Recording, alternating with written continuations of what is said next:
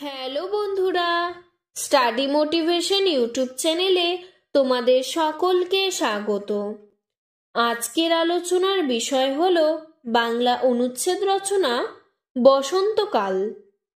আজকের এই রচনাটি তোমরা ক্লাস 3, 4, 5 এবং 6 পর্যন্ত লিখতে পারবে। দু একটি লাইন কম বেশি করে লিখলেই হবে। বসন্তকাল বাংলার ঋতুপর্বের সর্বশেষ ঋতু বসন্তকাল। ফাল্গুন ও চৈত্র এই 2 মাস বসন্তকাল। এই ঋতুতে শীত এবং গ্রীষ্মের কোনোটারই তীব্রতা থাকে না।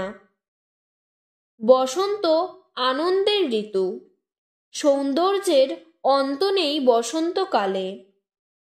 গাছপালা কচি কচি নতুন পাতায় ভরে যায়। মাঠঘাট ভরে ওঠে নানা রবি শস্যের সম্ভারে। নতুন পাতার আড়াল হতে কোকিলের সুমধুর কুহু ধ্বনিতে চতুর্দিক মুখরিত হয়। এই সময় দক্ষিণ দিক থেকে মৃদুমন্দ বাতাস বয়। আম গাছে মুকুল ধরে। এই সময় মৌমাছি গুনগুন শব্দ করে ফুলে ফুলে মধু পান করে। বসন্তকালে বাসন্তী পূজা, দোলযাত্রা প্রভৃতি উৎসব অনুষ্ঠিত হয়। এই ঋতুতে প্রকৃতি নিজেকে অপূর্ব সাজে সাজিয়ে রাখে। বনে বনে দেখা দেয় নানা ফুলের সমারোহ।